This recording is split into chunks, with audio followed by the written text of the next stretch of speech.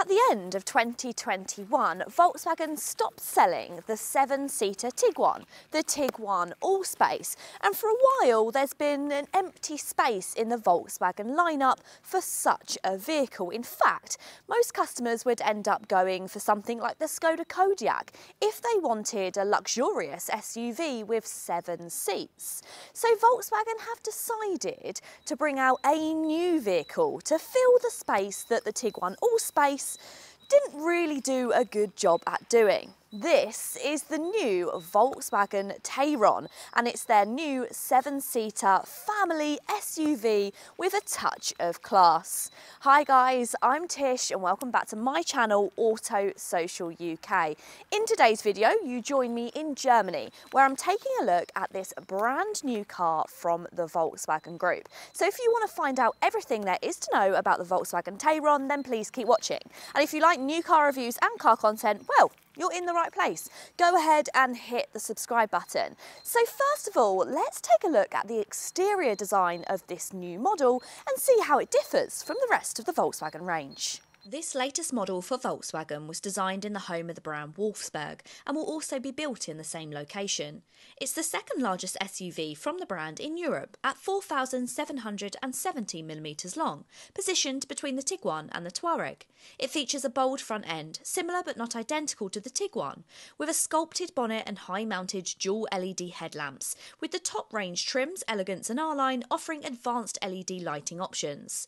Like the Tiguan, the bumpers vary in equipment line, showcasing slightly more interesting chrome-tipped grille for the elegance, opposed to the vertical lines on its baby brother, and a very similar high-gloss black for the R-Line.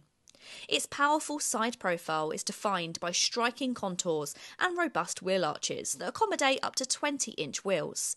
The rear features a continuous horizontal LED light bar, which enhances its width, along with dynamic lighting in higher trims, and of course, not to mention, illuminated badges on both the front and rear.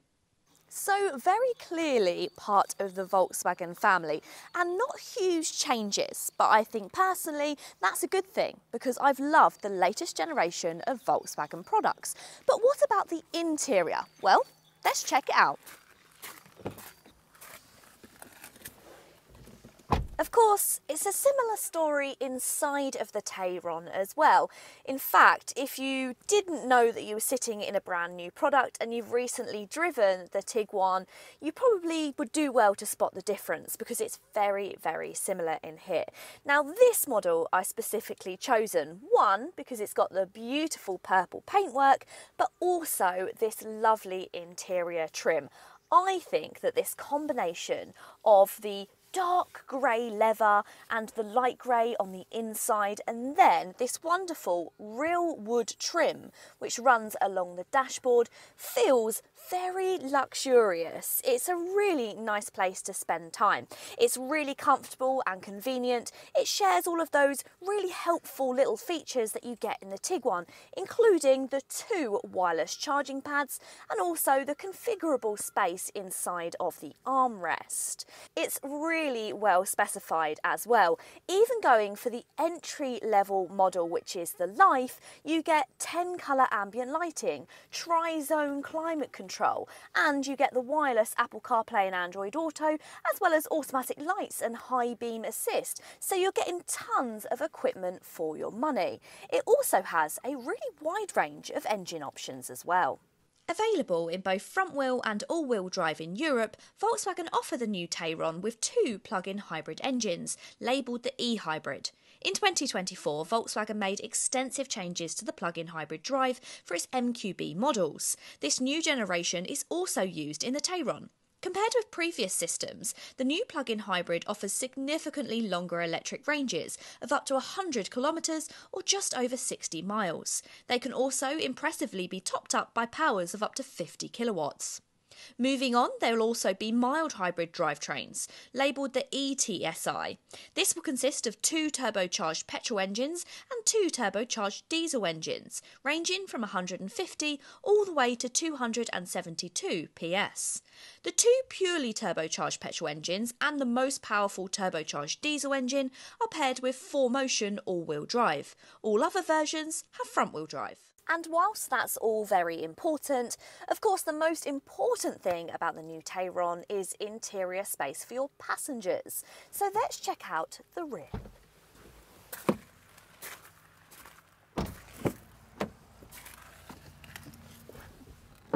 Now I do have a little bit of a confession. To get the fancy purple car, it meant that I had to sit in a 5-seater. You see, this is the plug-in hybrid, so it's in the 5-seater configuration, but don't worry, I am going to show you the space in the 7-seater as well, just after this. Now, I love the interior of new Volkswagen products. I think that they're so thoughtful and also quite premium. There's little elements as well as the big elements. Let's start with the big things. You have this rear bench which slides forwards and backwards to give you extra legroom or extra space in the rear. But on top of that, you also have adjustable backrests as well. They can come forward or they can lie back to give you a more reclined feel.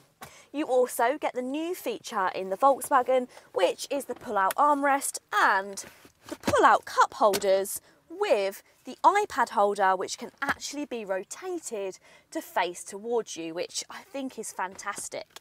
And then there's just all the little touches, which I think elevate this as a family car. For instance, you get the felt-lined door cards, so items don't rattle around. You also get blinds as standard, and I love the feature of having somewhere to pop your mobile phone on the backs of the seats. It's just a very thoughtful design, and there's loads of space as well. This isn't even slid all the way back, and I've got so much legroom. But this is the 5-seater configuration, and I'm sure if you're watching this video you want to know about the 7-seat. So let's jump in the rear seats of the 7-seater. Now, I have to admit, when it comes to the third row, I guess I'm a tiny bit disappointed. I expect it to match the Kodiaq, and I'm not completely certain, and I may have to find some kind of cutaway of me sitting in the back of the Kodiaq, but this feels smaller, which doesn't necessarily make much sense because it's the same size, if not a tiny bit bigger. But those are the complaints, and I'm holding it against one of the best in its class. But otherwise, it's pretty good in the back here. I can sit quite comfortably with enough legroom with this seat seated to somebody who is more than a child size, so a full-sized adult with me in the back as well. And headroom is good and a lot better than the previous generation Tiguan Allspace. I've also got a few amenities in the back. I've got a couple of cup holders and I've got a few hooks and places that I can pop items out of the way, but once again it doesn't feel as well rounded as the Kodiaq. And when it comes to something like the Hyundai Santa Fe, that has both ISOFIX in the back and it also has charging points and lots more accessories for the third row passengers. So despite developing this to be a 7-seater vehicle, it still doesn't live up to some of the best in the class.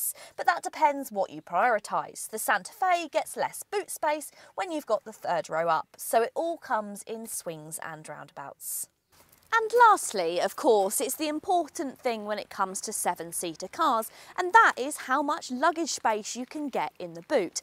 Now, when it comes to the Tiguan Allspace, when all 7 seats were in place, you actually got 230 litres. That's less than a Volkswagen Up. The Tayron, however, increases on that in over 100 litres. So you've got just over 330 if you go for the 7-seat configuration and you've got them all in place. Sure, it's not going to be enough space for all 7 people's luggage, but it definitely is a big improvement on the Allspace. Now, when we're talking about the 5-seater configuration, this is where it becomes absolutely massive.